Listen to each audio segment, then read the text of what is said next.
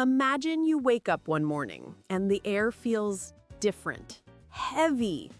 The usual drone of morning traffic is gone, replaced by a tense quiet. You turn on the radio, and a voice, strained and serious, confirms your fear. The world is on the brink. This was the reality in October of 1962. For 13 days, the United States and the Soviet Union stood eyeball to eyeball, each daring the other to blink. The discovery of Soviet nuclear missiles in Cuba, just 90 miles from Florida, had ignited a global crisis. President Kennedy ordered a naval quarantine around the island. The American military was at DEFCON 2. The next step was nuclear war.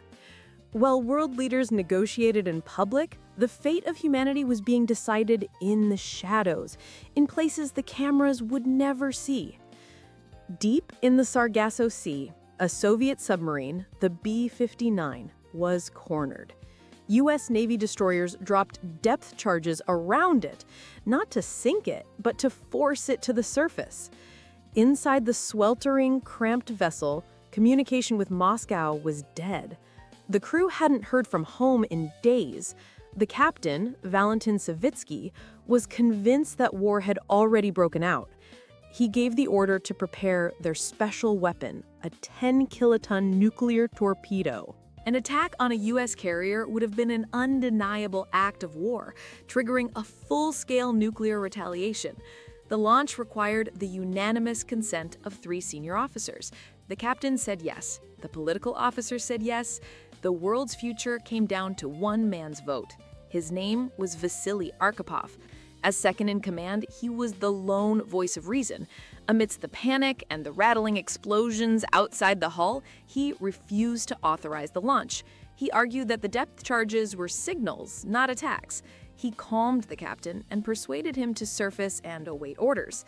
In the crushing dark, miles from home, Archipov's cool head single-handedly prevented the Cuban Missile Crisis from becoming World War III. But he wasn't the only one.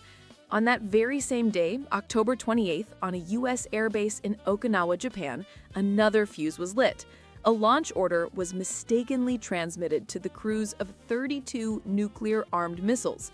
The command they received was to fire on the Soviet Union. The launch codes matched, everything appeared legitimate, but the U.S. was at DEFCON 2, a state of high alert. A launch required DEFCON 1.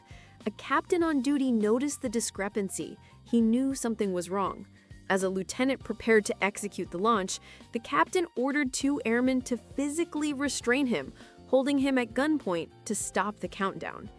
These weren't the only close calls. A U.S. spy plane accidentally strayed into Soviet airspace, nearly triggering a dogfight. A malfunctioning radar system falsely detected a missile launch from Cuba aimed at Florida. Each incident was a spark, any one of which could have ignited the entire planet. The crisis was eventually resolved through diplomacy. The Soviets removed their missiles from Cuba, and the U.S. secretly removed theirs from Turkey.